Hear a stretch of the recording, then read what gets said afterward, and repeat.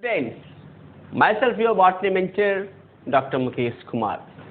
So, in last class we studied about concept of species. Now, today we will study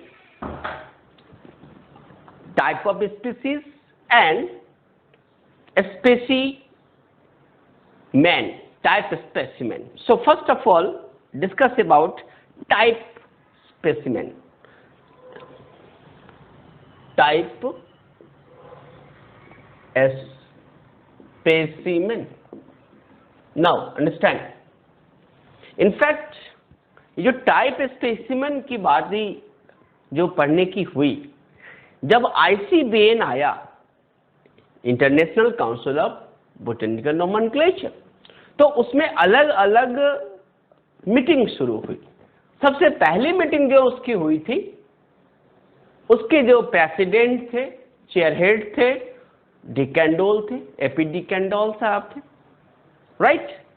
अलग अलग जगह पे फिर ये मीटिंग होती गई, जिसमें ये तय किया जाता था कि किस समय किस पौधे को कैसे नाम देना है, ये सारी बातें होती थी। तो जब कलेक्शंस की बात आई, स्पेसिमेंस के कलेक्शंस की बात आई, तो लोगों ने कहा कैसे उसका नामकरण किया जाए, कैसे हम उसको समझे, कौन सी टर्मिनोलॉजी यूज करें।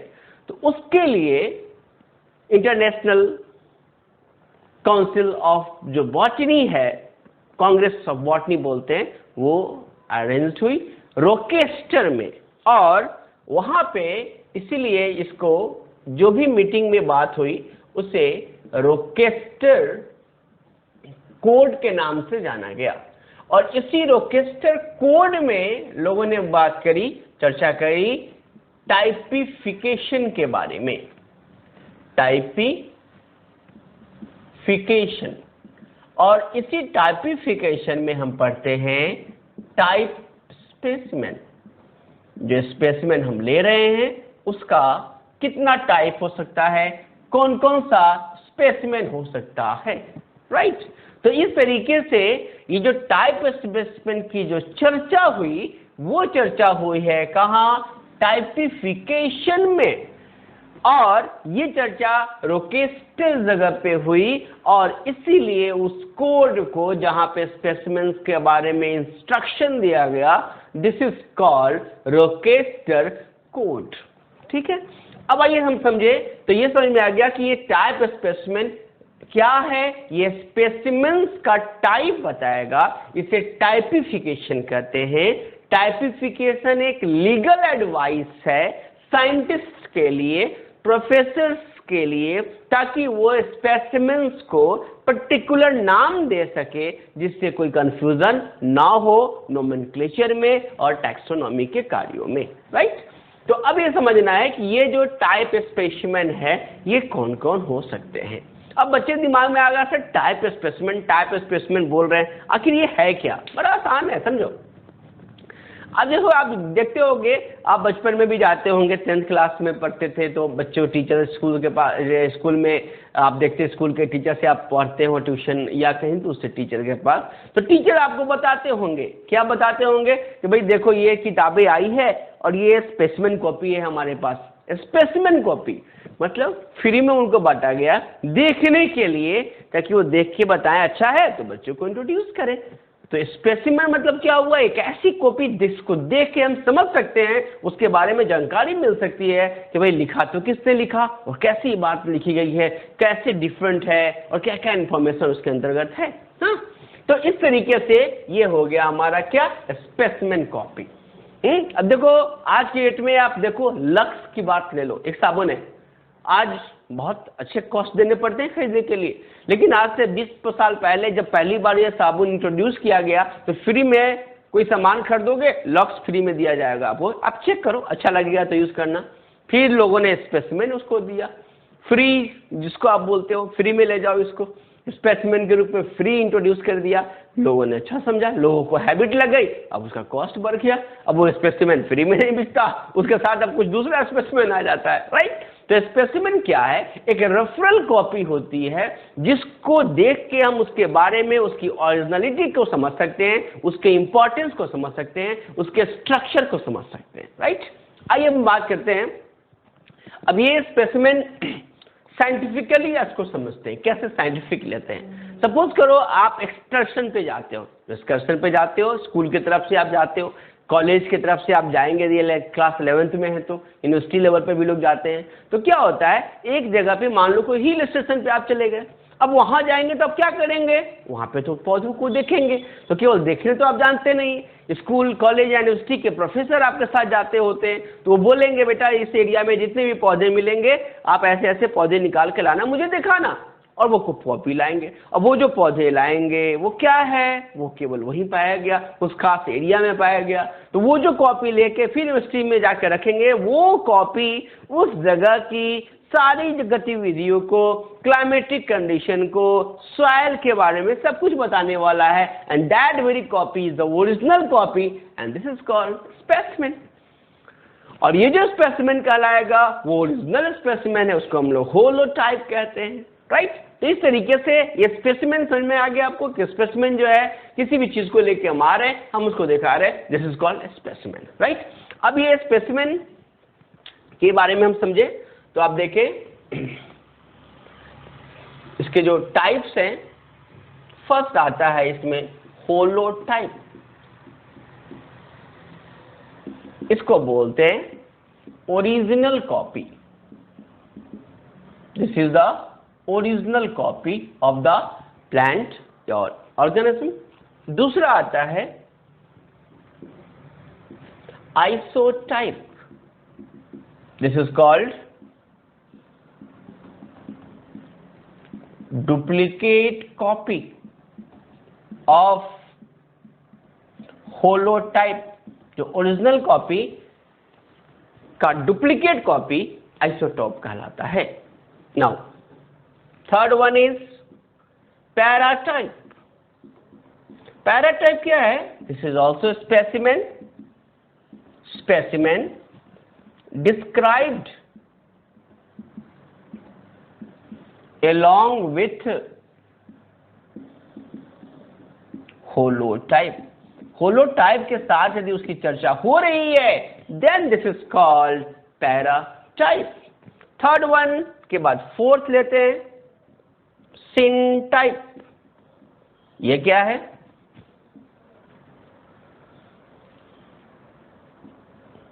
वन, टू और मोर specimen described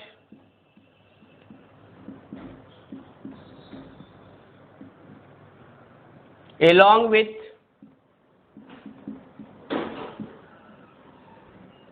holotype। तो ये चार हो गए जो होलोटाइप के साथ इसकी चर्चा होती है। इसके बाद एक और है लेक्टोटाइप, neotype, and the last one is topotype। तो इस तरह से देखें तीन और आ गए।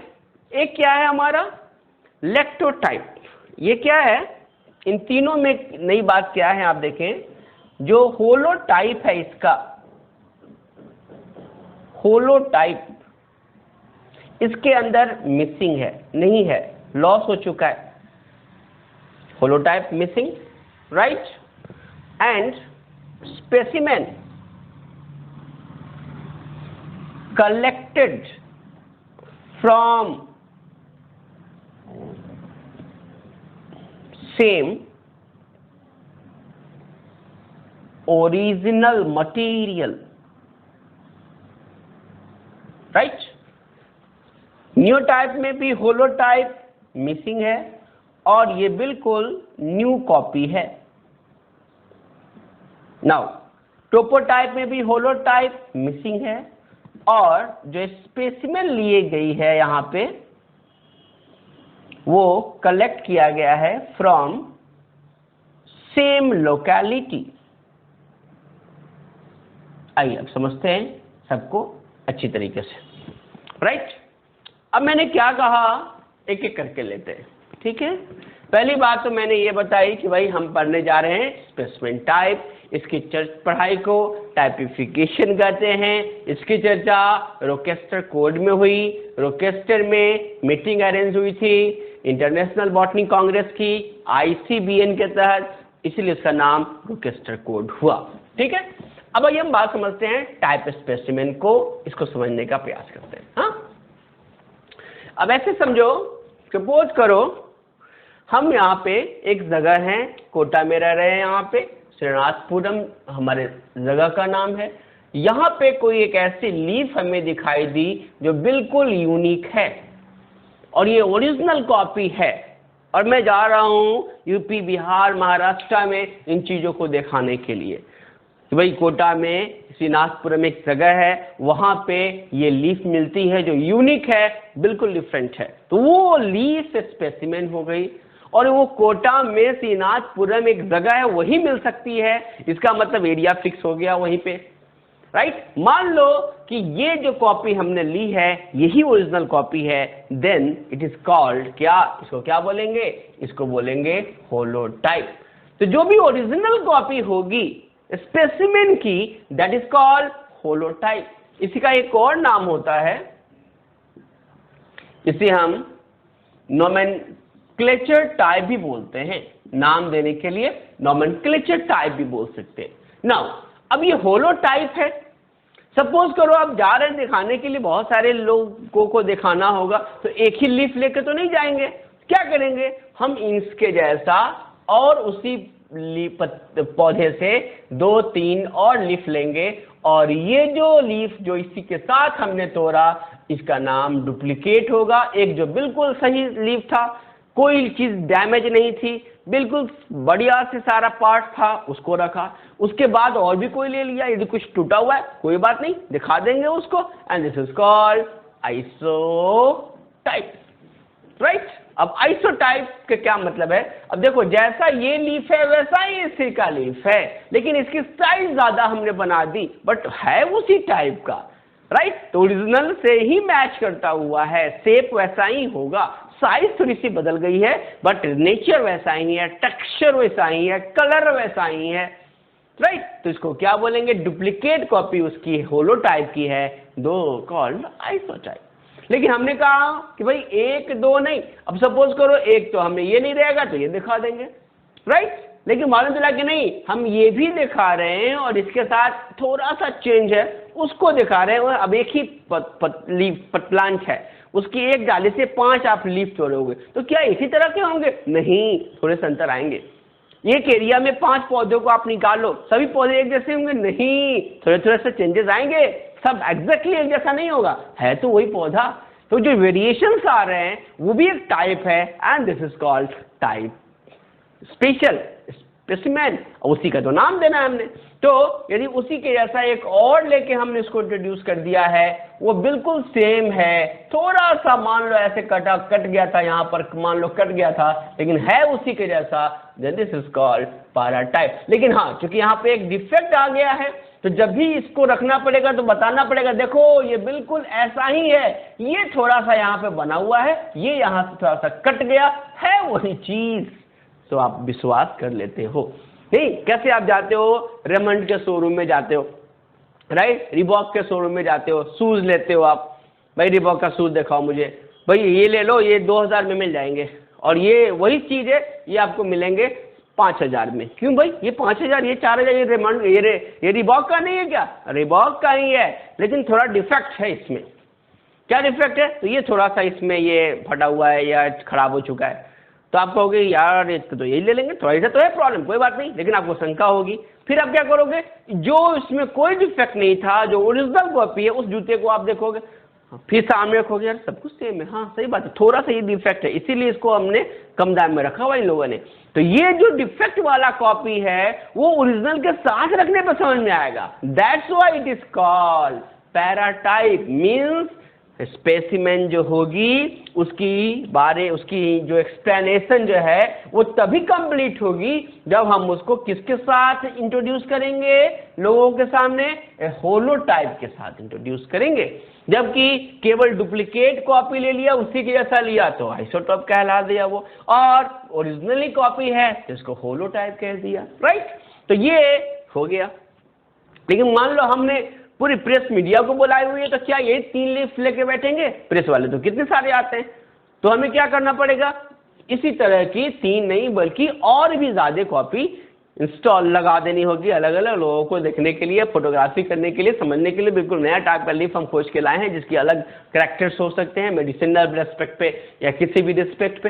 तो अब क्या कहा कि अब इस तरह का एक नहीं, 2, 3, 4 कुछ भी, जो भी ज्यादा से ज्यादा यदि हमने स्पेसिमेन यूज किया है, किसके साथ, होलोटाइप भी होना चाहिए। और ये कब जरूरत पड़ती है, तो at the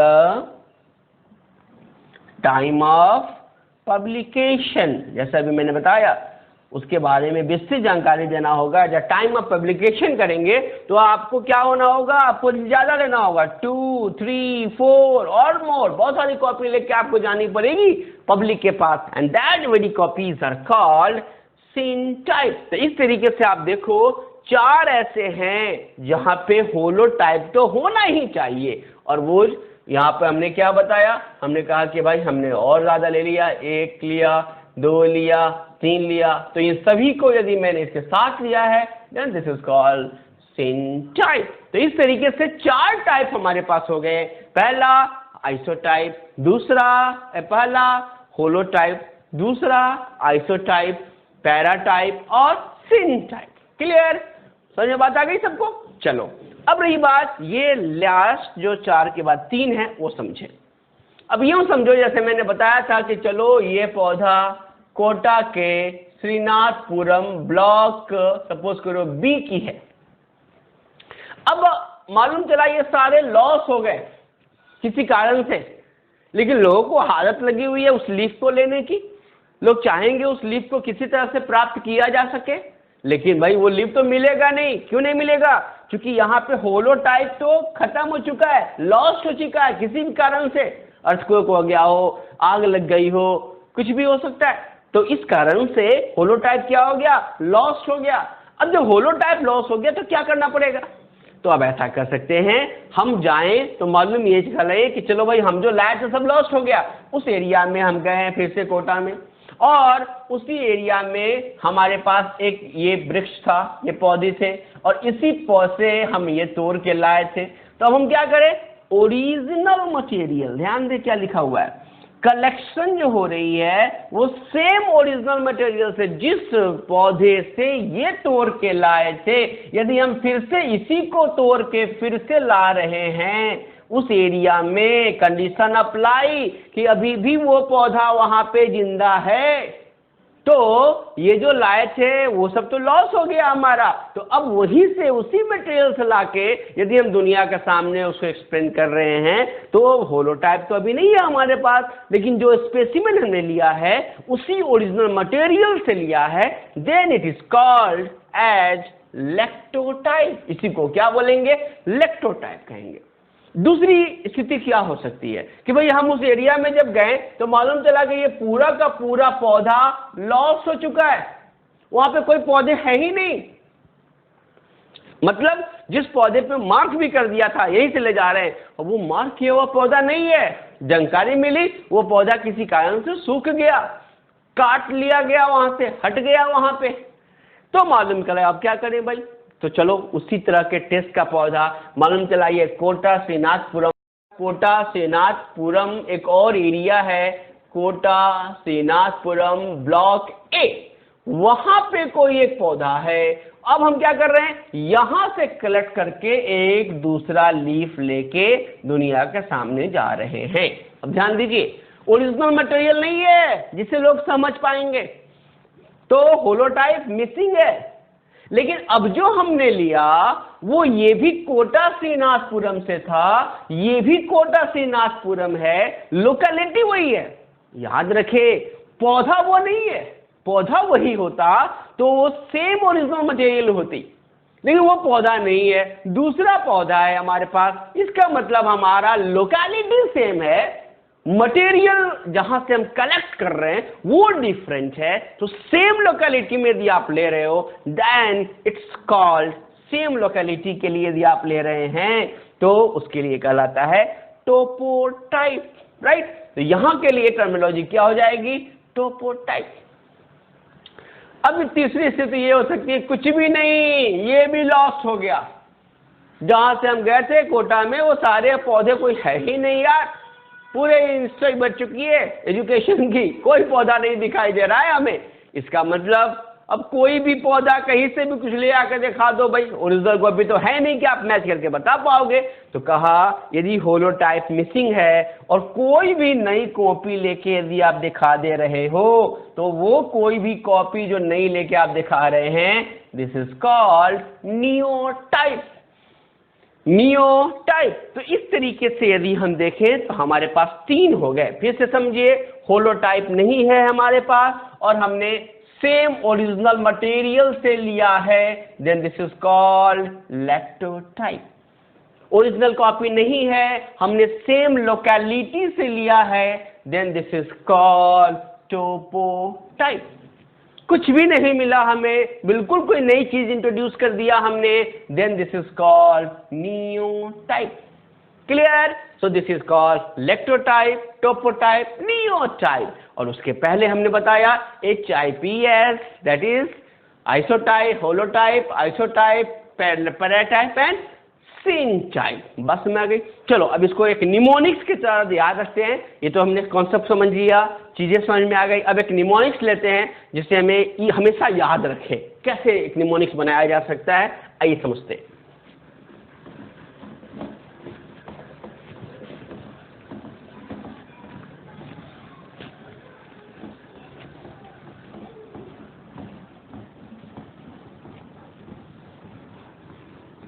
so talk about mnemonics. इसके लिए मैं बच्चों को बताता हूं, याद रखना हिप्स। हिप का मतलब सबको समझ आता है, ये मत पूछना किसका हिप चलो बताता हूं किसका हिप। ये है LNT का हिप। अब ये LNT किसी का नाम हो सकता है तो उसकी चर्चा मत करना, बस याद करने के लिए एक वर्ड बता दिया। हिप्स किसका? LNT का। अब आप समझे हिप का मतलब क्या था? आइसोटाइप। H का मतलब holotype, isotype, paratype, syntype, electrotype, neotype and topotype. फिर से आइए याद कीजिए, क्या बोला था? ओरिजिनल कॉपी होगी तो आइसोटाइप, डुप्लीकेट कॉपी होगी तो आइसोटाइप, ओरिजिनल कॉपी हुई तो होलोटाइप। यदि हमने होलोटाइप के साथ इंट्रोड्यूस किया है स्पेसिमेन को तो पैराटाइप। स्पेसिमेन के साथ, किसके साथ? होलोटाइप के साथ क्या कहलाएगा? पैराटाइप। 2, 3 और ज्यादा लिया है तो क्या कहलाएगा? सिनटाइप। तो ये तो हिप्स एक साथ है और इन सभी में होलोटाइप की चर्चा हुई है। लेकिन यदि किसी कारण से होलोटाइप मिस हो गया और यदि आपने सेम लोकल मटेरियल से लिया है तो लेक्टोटाइप, सेम लोकेलिटी से लिया है तो टोपोटाइप, बिल्कुल ही नहीं कोई चीज लाए हो then this is called neotype. So in this way we have total 7 type of type specimen. Is it clear friends? So in this way just remember a very good mnemonics, that is HIPS LNT. HIPS LNT. Okay, so original copy holotype, duplicate copy isotype, specimen along with holotype, yes, paratype, 2, 3 or more syntype, specimen no holotype, so collecting from same locality, yes, topotype, same original material, lectotype, and completely new with respect to all due to loss of everything, then it is neotype. तो इस तरीके से हमारे पास total कितने हो गए? 7 हो गए. Okay, now we will see about the type of a specimen. Is it clear? So thank you. Hello students, myself your botany mentor Dr. Mukesh Kumar. In the last class we studied about Typification. Yes, we studied about the concept of the species. जब last year के आप AIIMS के questions आप देखें तो उसमें एक और क्वेश्चन आता है. It is also studied in evolution of life, but यहाँ बेसिक कॉन्सेप्ट कभी कभी क्वेश्चन आ जाता है. लोग बोलते हैं लिविंग वर्ल्ड में आपने ऐसा नहीं पढ़ा. वो होता है टाइप्स ऑफ स्पीसीज और स्पेशिएशन की बात होती है. तो लिविंग वर्ल्ड में आज हम पहले हमने पढ़ा था, इसके पहले वाले लेक्चर में कॉन्सेप्ट ऑफ स्पीसीज पढ़ा, फिर हमने टाइपिफिकेशंस के बारे में चर्चा करी. Today we will study about speciation. तो आज हम चर्चा करने वाले हैं स्पेशिएशन के बारे में. यहां पर हम पढ़ने वाले हैं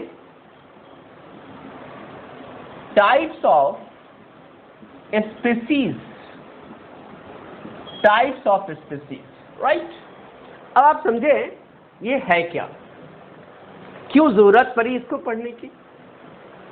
स्पीसीज मैंने बताया था एक ग्रुप ऑफ इंडिविजुअल है, showing, interbreeding, right, producing fertile offsprings, और इसे हम बायोलॉजिकल स्पीसीज बोलते हैं. और बायोलॉजिकल स्पीसीज की चर्चा होनी है आगे भी according to biological concept of species.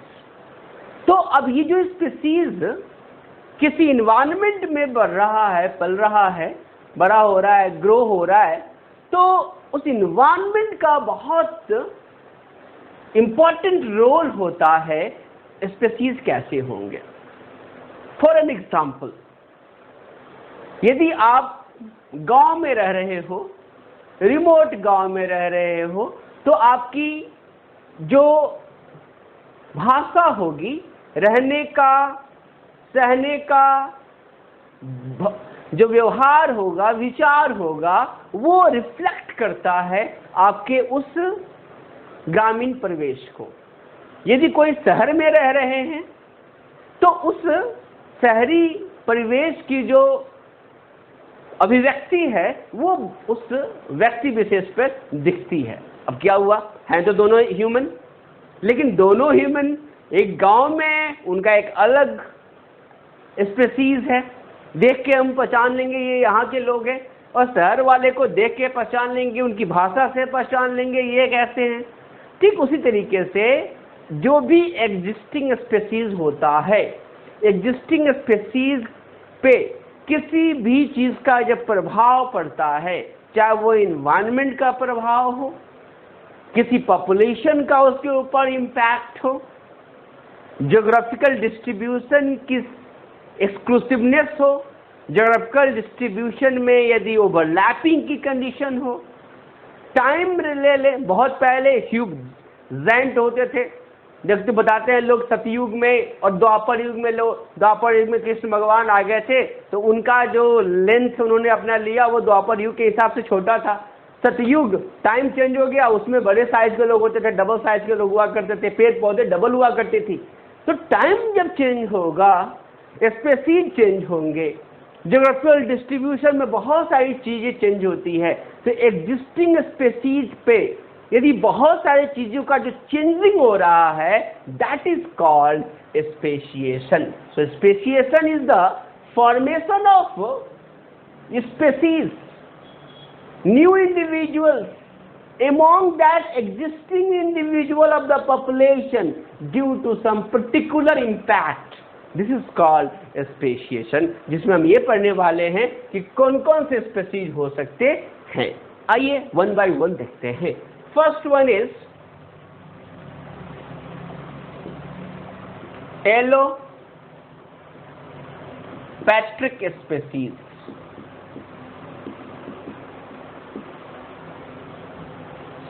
Second one is sympatric species. Third one is synchronic species. Fourth one is allochronic species, fifth one is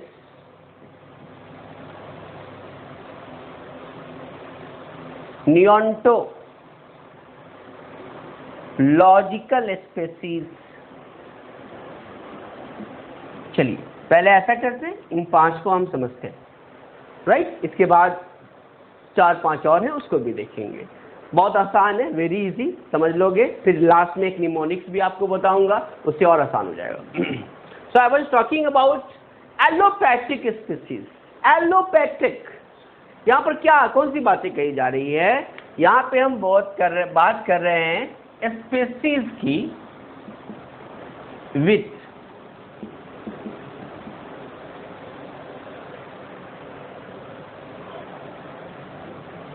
exclusive area of geographical distribution, इसको short में हम ZD लिखेंगे, right. Sympatric species with overlapping area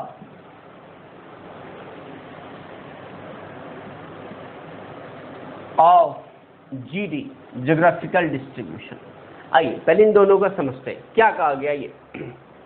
अभी मैं एक चर्चा कर रहा था, सपोज करो यदि आप जिस जगह रहते हो, राइट, फॉर एन एग्जाम्पल, यदि आप राजस्थान में रहते हो, यदि आप बिहार में रहते हो, यूपी में रहते हो, तो आपकी लैंग्वेज रिफ्लेक्ट होती है। अब यूपी में, बिहार में जो रहने वाले लोग हैं, उनकी एक अपना टोन होगी। राजस्थान में, अब आप दिल्ली में रहते हो तो बोलेंगे मेरे को ये काम करना है, मेरे को ये काम करना है, ये लैंग्वेज है। राजस्थान में हम यहाँ कहते हैं अपन को ये काम करना है, अपन को। बिहार में बोलते हैं हमको ये काम करना है। अब लो, लैंग्वेज से समझ आई अपन को बोल रहा है ये राजस्थान के हैं, ये मेरे को बोल रहा है मेरे को, तेरे को दिल्ली वाले हैं, राइट। हमको बोल रहे हैं ये यूपी बिहार वाले लोग हैं। तो व्हाट वी आर फाइंडिंग कि जो व्यक्ति दिल्ली जाएगा, यदि आप भी बिहार से दिल्ली चले जाओगे, वहां रहने लगोगे, तो आपकी टोन भी, जो आपकी ज्योग्राफिकल डिस्ट्रीब्यूशन थी, वहां से हटके अलग हो गई। आप भी मेरे को तेरे को बोलना शुरू करोगे। दिल्ली वाले यदि राजस्थान आ गए, राइट, तो वो भी अपन को बोलना शुरू कर देते हैं। तो व्हाट वी फाइंड, हम ये देखते हैं कि जब आप अपना जो ज्योग्राफिकल डिस्ट्रीब्यूशन है उसको चेंज करते हो, वहाँ पे जाते हो, तो वहाँ से एक नई चीज़ें आप सीखते हो, वो रिफ्लेक्ट होती है आपके अंदर, और इससे आपके अंदर एक नए कैरेक्टर डेवलप होते हैं। तो आप एक नए स्पीसीज के रूप में दिखते हो, and this is a new species. इसके एग्जाम्पल आप इवोल्यूशन में भी पढ़ेंगे। डार्विन्स की जो फिंच हमने पढ़ा है, या आप पढ़ेंगे उसमें 12th क्लास में, वहाँ भी बताई जाएगी किस तरह से जो बर्ड्स हैं एक पर्टिकुलर आइलैंड्स पे जाते हैं, गैलापागोस आइलैंड्स पे, तो उनके अंदर जो चेंजेस आता है, अपने ज्योग्राफिकल डिस्ट्रीब्यूशन को छोड़ के कहीं और चले गए, वहाँ जाने पे एक नई चीज़ें मिलेंगी, and this is called exclusive area. वो जो एक्सक्लूसिव एरिया है, दैट एक्सक्लूसिव एरिया मतलब स्पेशल एरिया, ये एक सामान्य एरिया नहीं है, बहुत स्पेशल एरिया है। अब इसको ऐसे समझे आप कि ये आप अपने घर में रह रहे थे, see this is your own house. अब आप यहीं पे कहीं रहते तो क्या होता, आपसे कैरेक्टर इसी की जैसी होती। अब ऐसा नहीं हुआ, आप इस जगह से छोड़ के बाहर चले आए, so you move from this area to this area. अब क्या हुआ, आपकी जो एरिया है वो सेम नहीं रही। अब आप क्या हो गए हो, यहाँ से यहाँ एक नए एरिया, और ये जो एरिया है ये आपका कैसा एरिया है, एक्सक्लूसिव एरिया में आप आ गए हो। तो जब आप अपने डिस्ट्रीब्यूशन जो थी उससे एक्सक्लूसिव एरिया में चले गए, उसके कारण जो स्पेसीज के अंदर चेंजेस आएंगे, वो जो स्पेशिएशन होगा, इसमें जो स्पेसीज बनेंगे एक्सक्लूसिव एरिया में जाने के कारण, ऐसे स्पेसीज को हम क्या बोलेंगे? एलोपैट्रिक स्पेसीज बोलेंगे। Got the point, right? Now अब आइए, समझो बात आ गई। चलो एक और एग्जांपल ले लो, आप ऐसे समझो यार, इजली लो। आप गांव में बैठे हो, अपने घर में बैठे हो, राइट? सपोज करो आप हो दिल्ली में बैठे हो, आप उधर यूपी में, बिहार में, बंगाल में बैठे हो आप, राइट? हरियाणा में बैठे हो आप, हाँ? तो कश्मीर में भी बैठे हो, कर्नाटका बैठे हो, चलो। लेकिन जब आप कोटा नहीं पहुंचते हो तो आपको लगता है यार कोटा में तो जाते ही रिजल्ट हो जाता है मेरा। मीन्स टू से कोटा आना मेडिकल और इंजीनियरिंग के लिए एक एक्सक्लूसिव एरिया है एकेडमिक क्षेत्र में, स्पेशली मेडिकल और इंजीनियरिंग के लिए। तो कोटा, यदि आप अपने घर से राजस्थान कोटा आ गए तो कोटा आना एक एक्सक्लूसिव एरिया है जो आप घर से छोड़ के बाहर आ रहे हो, और यहाँ आने के बाद 2 साल के बाद आप जाओगे, अच्छी तरह से पढ़ाई हो गई तो डॉक्टर बन के जाओगे। चलो यदि डॉक्टर नहीं बनते हो, हर बच्चे डॉक्टर नहीं बन पाते, तो क्या होता है, फिर भी यहाँ के कैरेक्टर को लेके जाते हैं, घर पे जाके बोलना शुरू कर देते हैं अपन को पढ़ाई अच्छा किया था। और लोग ये अपन को कहाँ से सीख लिया, ये यहाँ की भाषा है ना। तो अब क्या होगा, यहाँ जो 2 साल आके रहेंगे, यहाँ के लैंग्वेज तो सीखेंगे, यहाँ का इम्पैक्ट उनके ऊपर तो आएगा।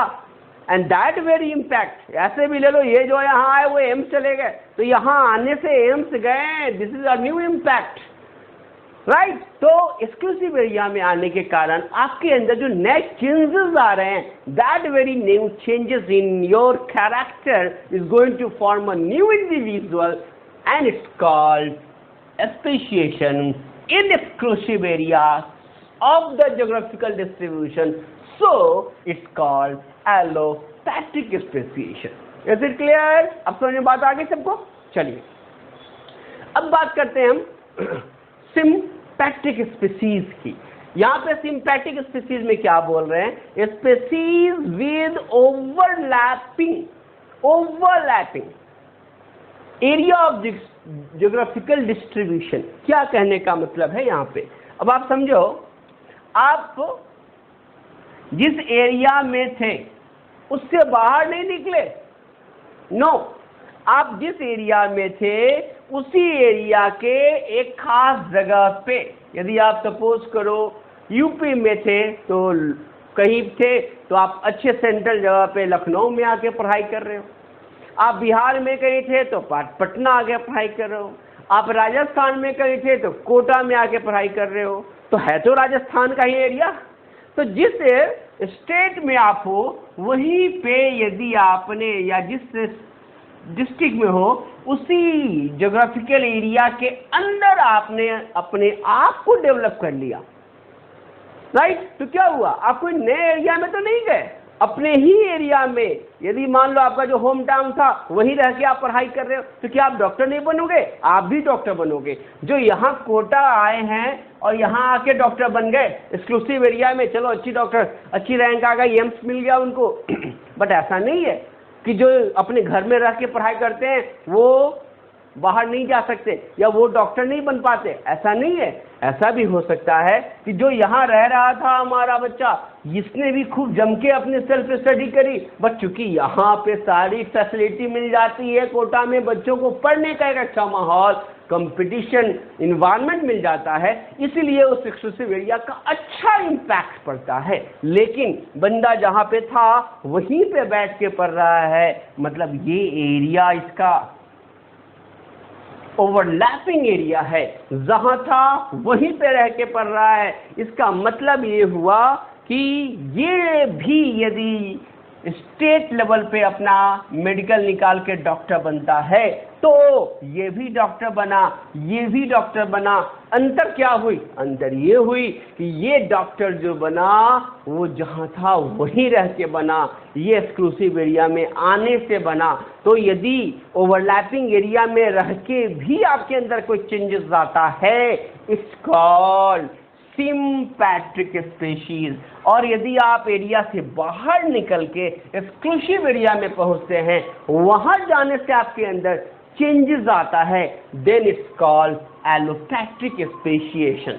ओके फ्रेंड्स, समझ में आता नहीं है बच्चों? इस तरीके से हमारे पास दो तरह के स्पीसीज हो गए ज्योग्राफिकल डिस्ट्रीब्यूशन को लेके। सेम एरिया, ओवरलैपिंग एरिया का मतलब ये हुआ कि जहां था उसी जगह बोल सकते हो सेम एरिया। सेम एरिया में रह के यदि उसने अपनी अंदर चेंजेस लाया, नए फॉर्म में लोगों को दिख रहा है, then it's called what, sympatric species. लेकिन एक्सक्लूसिव एरिया में जाके वो चेंजेस दिखला रहा है अपने अंदर, then it's called allopathic species. बात समझ आ गई? नो। अब ये जो हमारे पास दो और टाइप्स हैं उसको समझे। ये टाइम ओरिएंटेड हैं, ज्योग्राफिकल जो हमारा टाइम स्केल है उसके बेसिस पे हैं, राइट। क्रोनोलॉजिकल टाइम स्केल, ये तो ज्योग्राफिकल डिस्ट्रीब्यूशन हो गया। अब क्रोनोलॉजिकल टाइम स्केल की बात हो रही है। तो यहां पर क्या हुआ, स्पेसीज विद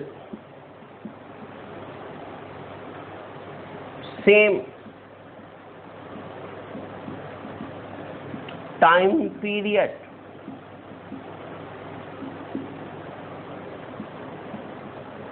species with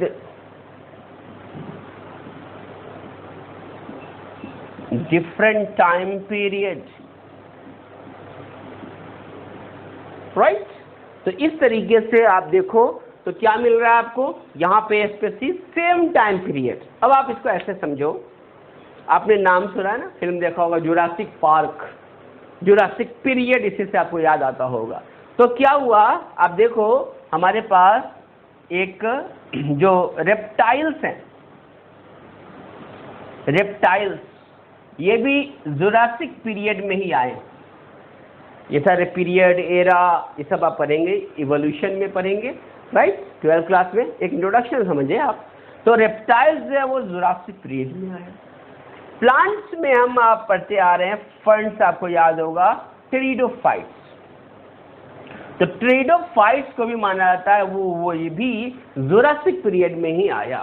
तब क्या देख रहे हैं, हम कह सकते हैं कि यहाँ पर जो रेप्टाइल्स हैं और जो अपना टेरिडोफाइट्स है, इन दोनों की अंदर जो चेंजेस आई, जो डोमिनेंसी हुआ इन्वायरमेंट में, वो सेम टाइम में हुआ।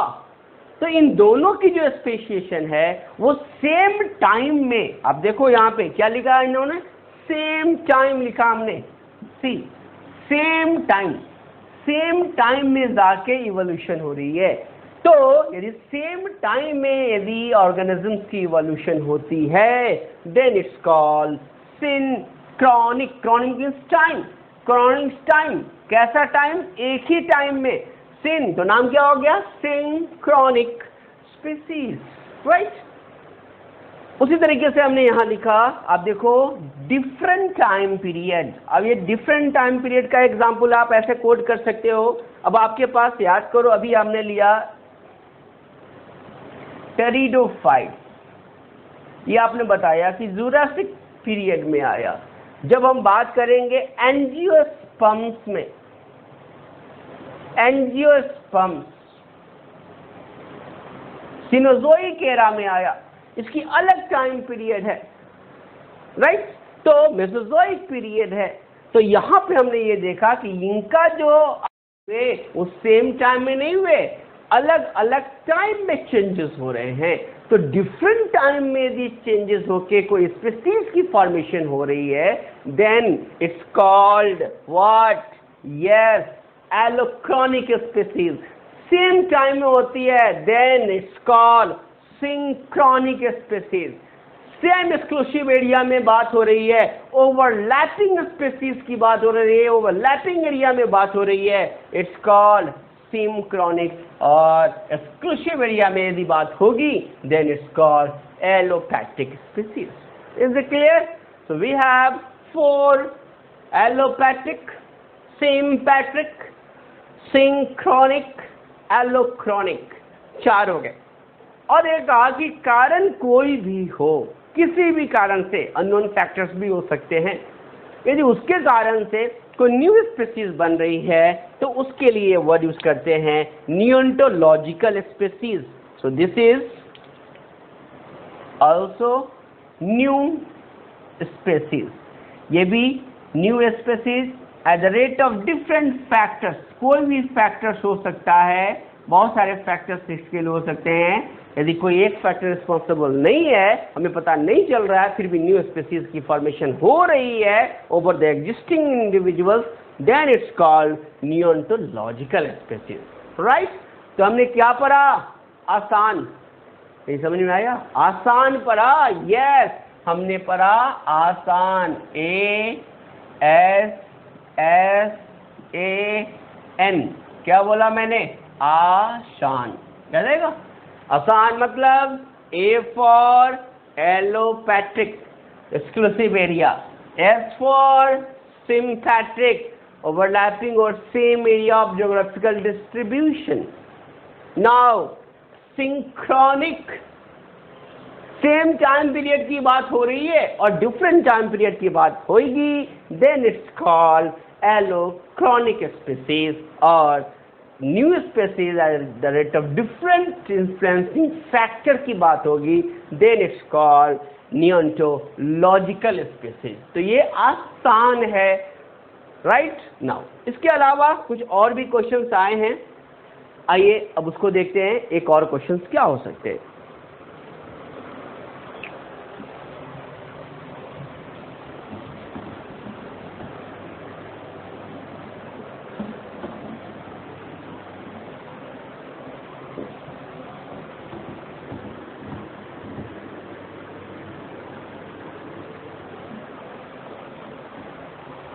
See, next we have, so it's 4 and 5, so next will be the sixth one. It is parapatric species. Seventh one,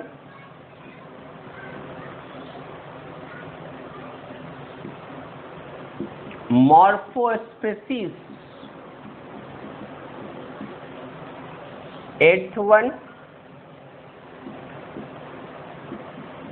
taxonomic species.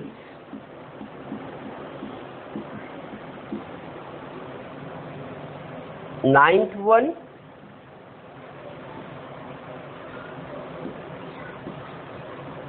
microspecies.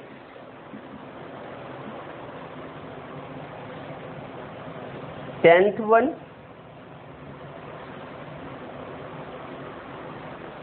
keystone species, and the last one is sibling species.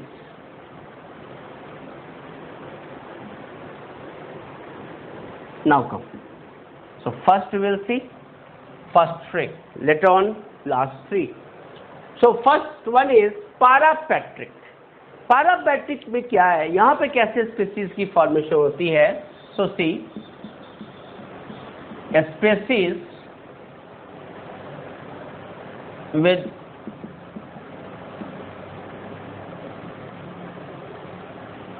Narrow zone of overlapping area, narrow zone of overlapping area in ZD, geographical distribution, right? आइए समझते क्या कहना है।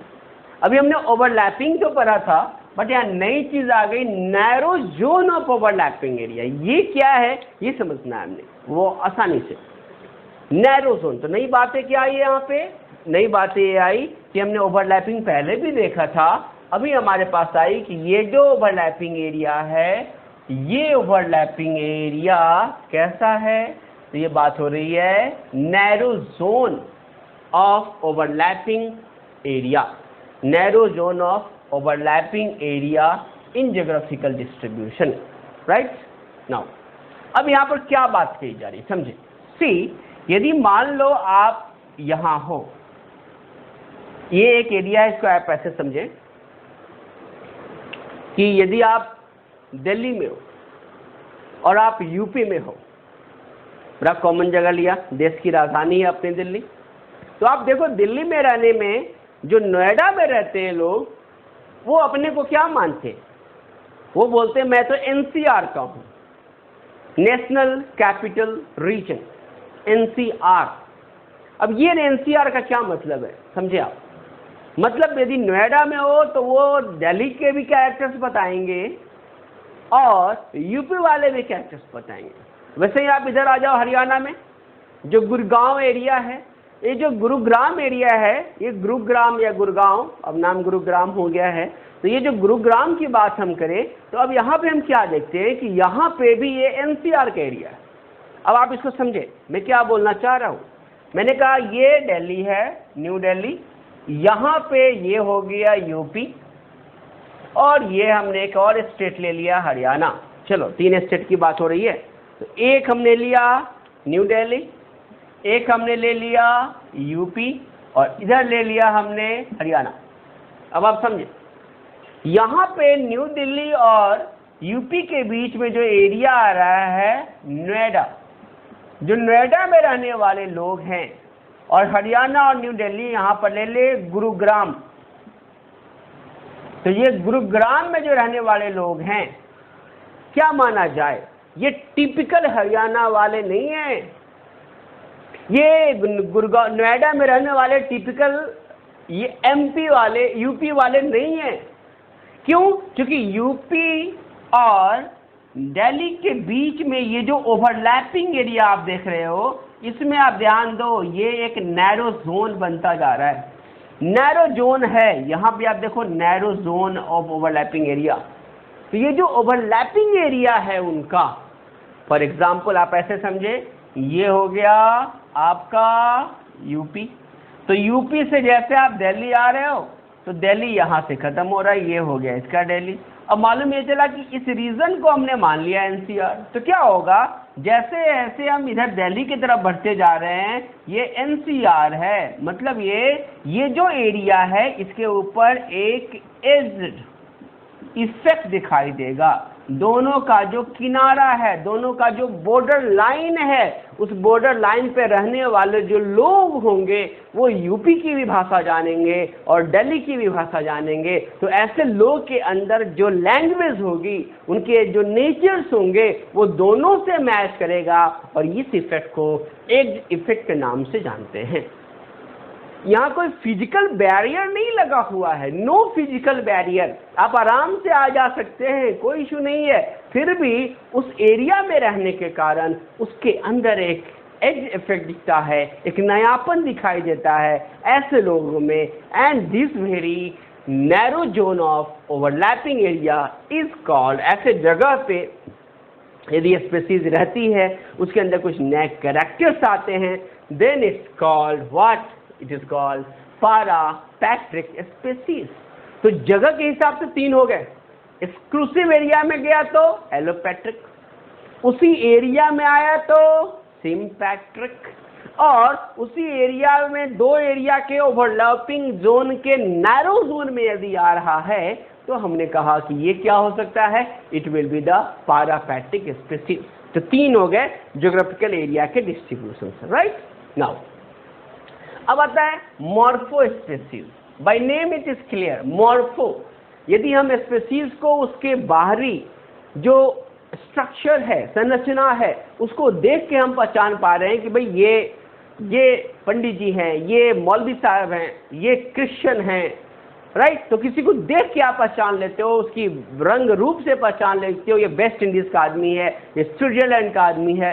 तो आप जो देख के बता पाते हो, ऐसे स्पीसीज को हम क्या बोलेंगे, मॉर्फो स्पीसीज। तो ये क्या हुआ, species with special external forms. यदि हमने एक्सटर्नल फॉर्म्स के बेसिस पे हमने उसका नामकरण किया, उसको अलग जाना है, पहचाना है, उसकी अपनी पहचान है, then this is called morpho species. दूसरा होता है हम नाम से भी पहचान लेते हैं, तो स्पीसीज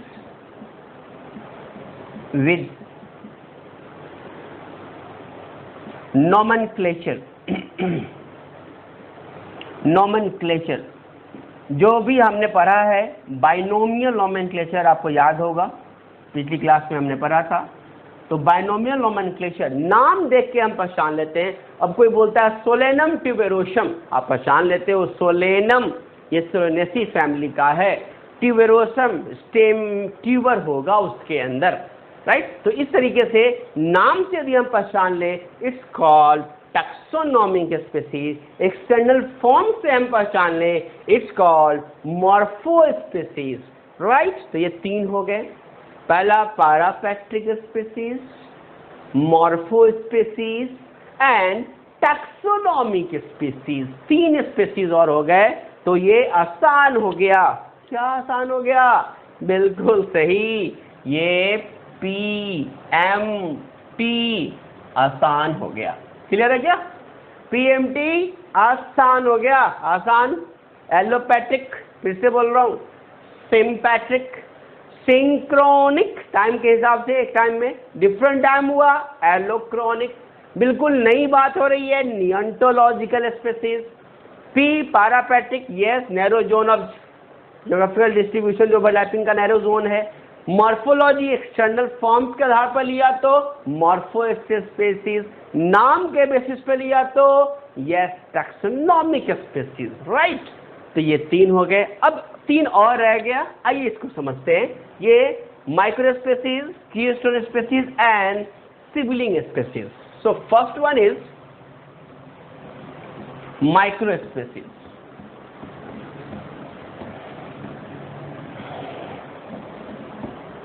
स्पेसिएशन में मैंने बहुत सारे एग्जाम्पल बहुत सिंपल लिए, और सिंपल इसलिए लिए ताकि आप समझ सको, अदरवाइज आपने इसको बहुत डिटेल पढ़ना है। ये आप पढ़ेंगे, बहुत डिटेल आपको पढ़ना है। कहाँ पढ़ना है भाई? तो ये आप बहुत डिटेल पढ़ेंगे इन इवोल्यूशन। तो फिर आपको स्पेशल एग्जाम्पल लेके भी आप बहुत अच्छे से समझ सकते हो, राइट। तो अभी मैंने केवल सिंपल एग्जाम्पल लिया ताकि आपको टर्मिनोलॉजी में कोई दिक्कत ना आ जाए, टर्मिनोलॉजी समझ लो, ताकि वहाँ भी जब हम पढ़ें तो आपको समझ में आए कि हाँ ये क्या बातें कही गई। चलो, now will talk about first one, this is micro species. ये क्या है माइक्रो स्पीसीज? आइए देखें।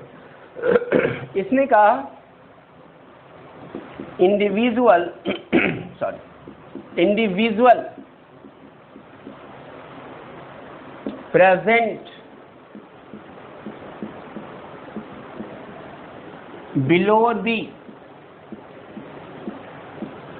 rank of species. This is called microspecies. First, second, also known as, इसी को जॉर्डन स्पीसीज के नाम से भी जाना गया, ठीक है। अब आप समझे, हमने पढ़ा था 7 टैक्सोनॉमिक कैटेगरी, याद आ रहा है? किंगडम से शुरू करी थी, स्पीसीज तक आ गए थे। लेकिन मैंने ये भी बताया था कि स्पीसीज के अंदर भी कुछ इंट्रा स्पीसीज कैटेगरीज होते हैं, जैसे डीम होता है, क्लाइन होती है, वैरायटी हमने पढ़ा भी था, सब स्पीसीज भी हमने पढ़ा था, क्लोन्स होते हैं, तो ये रेस होता है। तो this all are comes under the species. तो वही यदि हमने इंडिविजुअल्स को पढ़ा है किस लेवल पे? Below the rank of species, rank species के रैंक के नीचे जाके जो इंडिविजुअल्स रह रहे हैं उस लेवल पे यदि हम पढ़ाई कर रहे हैं तो इसे हम स्पीसीज, जो स्पीसीज के रैंक के नीचे है, दैट्स वाई छोटी स्पीसीज से भी छोटा हो गया, इसलिए वैज्ञानिकों ने नाम क्या रखा? Micro species. Why micro? Because mentioned under below the rank of species. खोजने वाले वैज्ञानिक जिसने इसकी चर्चा करी थी उनका नाम जॉर्डन था, इसीलिए इसे जॉर्डन स्पीसीज के नाम से भी जाना गया। ठीक उसी प्रकार जो टैक्सोनॉमिक स्पीसीज मैंने बताया, जो बाइनोमियल नोमेनक्लेचर के बेसिस पे है, उसे टैक्सोनॉमी का फादर मैंने बताया था, आपको याद होगा, यस, लिनियस। तो लिनियस को भी हम फादर ऑफ टैक्सोनॉमी कहते हैं, तो टैक्सोनॉमी के स्पीसीज को लीनियर स्पीसीज के नाम से भी जाना जाता है, और यहाँ हम जॉर्डन स्पीसीज बोलते हैं माइक्रो स्पीसीज को। Is it clear? Now very interesting and important one is the last one, keystone species and sibling species. तो आइए बात करते हैं पहले कीस्टोन स्पीसीज की। ये क्या है कीस्टोन स्पीसीज? ये कहा कि species less in number but having great influence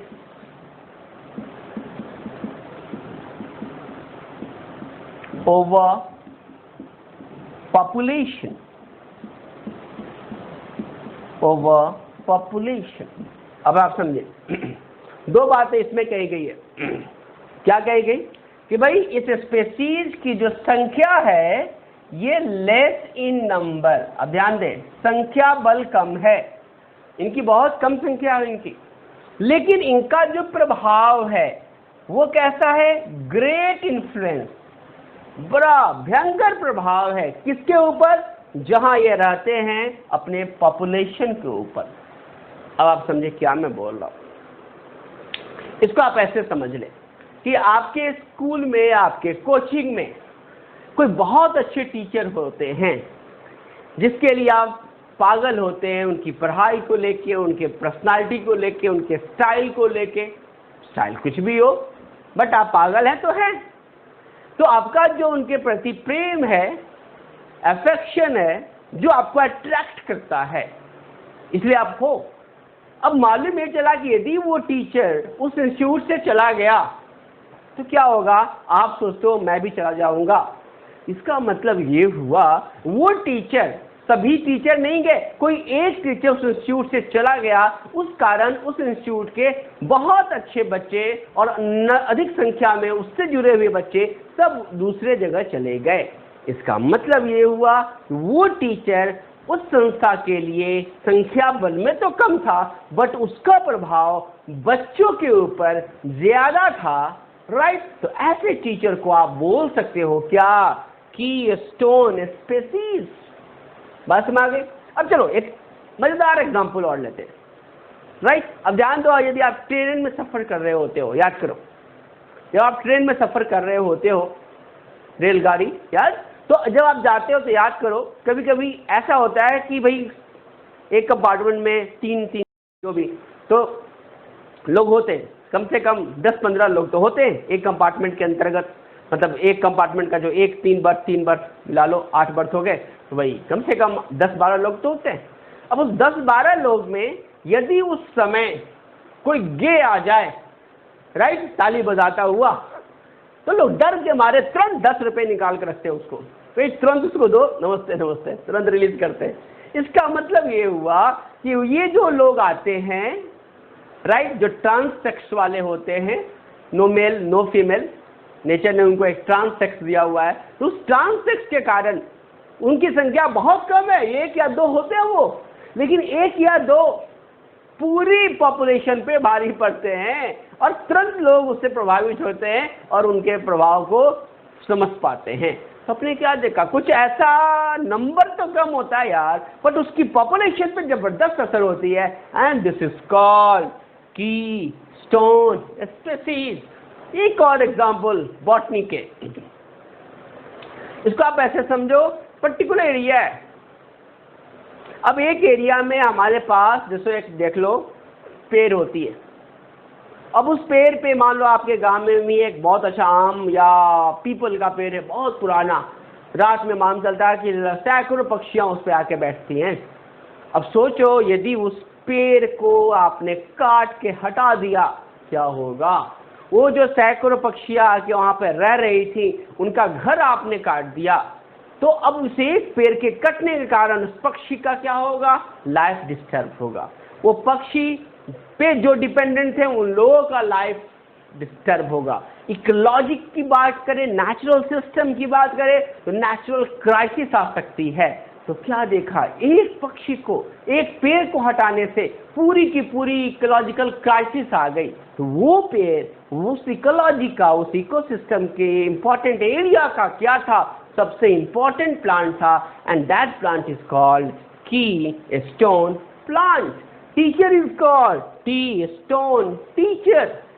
वो जो ट्रांसेक्स वाले जो स्पेशल पर्सन थे या थी, ये दो क्या कहलाएंगे, कीस्टोन पर्सन। तो कीस्टोन समझ में आ गया, इसकी संख्या कम होगी बट उसका इम्पैक्ट पॉपुलेशन पे ज्यादा होगा, and this is called keystone species. Is it clear? Now the last one we have is sibling species. Sibling species, देखो सिबलिंग नाम तो बड़ा सिंपल है, आप सुनते हो सिबलिंग, आप स्कूल में जाते हो, सिबलिंग चाइल्ड है मतलब भाई है तो ये ब्रदर है, सिस्टर हो गई उसकी, या दोनों भाई हैं। तो यदि एक ही माता पिता के दो बच्चे हैं तो सिबलिंग कराती है। तो यह सिबलिंग स्पीसीज का क्या मतलब? मतलब ये है कि जो species having identical in morphology but cannot interbreed, right? अब समझिए आप, यहाँ पे दो इंपॉर्टेंट बातें कही गई है। पहली बात बोल रहे हैं कि भाई ये मॉर्फोलॉजिकली जब देखोगे तो ये आइडेंटिकल होंगे, कोई अंतर नहीं होगा, एक जैसे होंगे, लेकिन ये इंटरब्रीडिंग नहीं करेंगे, सेक्सुअल रिप्रोडक्शन नहीं होगा, राइट? अब भाई बहन की बात हो रही है तो भाई बहन की शादी तो होती नहीं है, तो वहां पे इंटरब्रीडिंग नहीं होना। यही सोच के साइंटिस्ट ने ऐसा नाम रखा कि भाई सिबलिंग का मतलब यहाँ पर इंटरब्रीडिंग नहीं होगा, सेक्सुअल रिप्रोडक्शन नहीं होगा। फिर भी चूंकि वो दिखने में भाई बहन जैसे लग रहे हैं, एक जैसे लग रहे हैं, दैट्स वाई मॉर्फोलॉजिकल आइडेंटिफिकेशन तो है, मॉर्फोलॉजिकली वो आइडेंटिकल है, बट इंटरब्रीडिंग नहीं कर सकते। ऐसे स्पीसीज को हम बोलते हैं सिबलिंग स्पीसीज। इसका एक और नाम होता है क्रिप्टिक स्पीसीज, इसे हम क्रिप्टिक स्पीसीज के नाम से भी जानते हैं।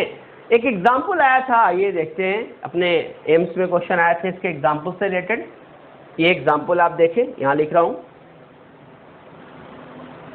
ड्रोसोफिला। अब इस ड्रोसोफिला में दो स्पीसीज आती है, ड्रोसोफिला स्यूडोअब्सकर्बा एंड ड्रोसोफिला पर्सिमिलिस। ये दोनों जो मैंने दो स्पीसीज के नाम बताए, ये दोनों ही आइडेंटिकल हैं, लेकिन वो इंटरब्रीडिंग नहीं कर सकते। देखने में एक जैसे इंटरब्रीडिंग नहीं कर सकते, तो इस ड्रोसोफिला के जो दो स्पीसीज मैंने बताई, स्यूडोअब्सकर्बा एंड पर्सिमिलिस, ये दोनों क्या कहलाएंगे? They are will be called as sibling species, right? तो इस तरह से हमारे पास तीन नाम क्या क्या हो गए?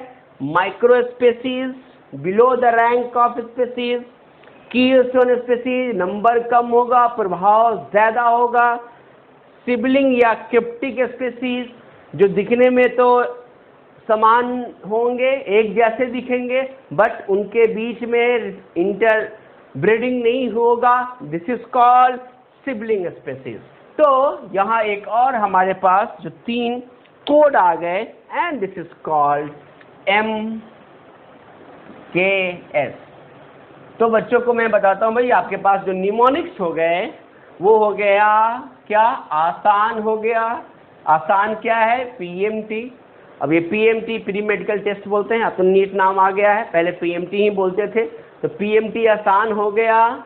नीट के लिए आप सोच सकते हो PMT, बट ये नीट आसान कब होगा? जब आपको हमसे अच्छी तरीके से स्टडी मिलेगी। Yes, my self you all know your botany mentor doctor Mukesh Kumar Srivastava. Short में क्या बोलेंगे? मुकेश कुमार श्रीवास्तवा, MKS। तो वही मैंने लिखा है यहाँ पे MKS, याद रहेगा MKS। तो PMT आसान तो है, बट किसकी सहायता आपको चाहिए? MKS की सहायता चाहिए। और ये ट्रिक्स भी आपको याद हो गया। क्या बोला? आसान PMT विद MKS। फिर से एक बार बात करूं मैं, ये हो गया 5, 3, 8, 3, 11। टोटल हमारे पास 11 टाइप के स्पीसीज हमने हंसते खेलते निमोनिक्स के साथ याद कर लिए। कोई क्वेश्चन नहीं छूट सकता इससे रिलेटेड। और आपको इवोल्यूशन जब आप पढ़ोगे, origin and evolution of life class 12 में, तो ये आपको बहुत हेल्प करेगा टर्मिनोलॉजी। तो फिर से मैं बताऊं, टोटल हमारे टाइप्स ऑफ स्पीसीज हो गए 11 हो गए। पहला बताया मैंने आसान एलोपैट्रिक होगा, एक्सक्लूसिव एरिया, सिंक्रोनिक सेम और ओवरलैपिंग एरिया, सिंपैट्रिक और synchronic same time period, allochronic different time period, बिल्कुल नया होगा नियोंटोलॉजिकल, पैरापैट्रिक ओवरलैपिंग एरिया का जो नैरो जोन होगा उसमें पाया जाएगा। जो एग्जांपल मैंने बताया नोएडा और गुरुग्राम का। मॉर्फोलॉजिकल जो दिख के हम बता दें, टैक्सोनॉमिकल नाम से समझ में आएगा। माइक्रो स्पेसीज मतलब स्पेसीज रैंक के नीचे की बात हो रही है। एंड के की स्टोन स्पेसीज जो नंबर में तो कम होंगे, बट उनका जो प्रभाव होगा पूरी पॉपुलेशन के ऊपर वो ज्यादा होगी। और सिबलिंग स्पेसीज ऐसा है जो मॉर्फोलॉजिकली तो आइडेंटिकल है, बट इंटरब्रीडिंग नहीं हो सकते। तो in this way we studied about type of species, right. And whole process आपने देखा अलग अलग तरीके से, अलग अलग कंडीशंस में डिफरेंट फैक्टर्स इन रिस्पॉन्सिबल है इंडिविजुअल के अंदर एक नया कैरेक्टर को बिल्ड करने में। और इसी इंडिविजुअल के अंदर जो नए कैरेक्टर की बिल्डिंग होती है ड्यू टू पर्टिकुलर इम्पैक्ट, उससे जो नया इंडिविजुअल बन के आता है, this is called species found in the particular population and this is called speciation, right. तो this is called about type of species. Mnemonics याद रखना है, आसान PMT with MKS. Okay, so thank you for today. Next class we will study about taxonomic aids. Yes, उसमें हम लोग पढ़ेंगे botanical garden के बारे में, जूलॉजिकल पार्क के बारे में, हर्बेरियम और म्यूजियम के बारे में। Okay, so keep study of your botany, get on your botany with your botany mentor Dr. Mukesh Kumar. Thank you.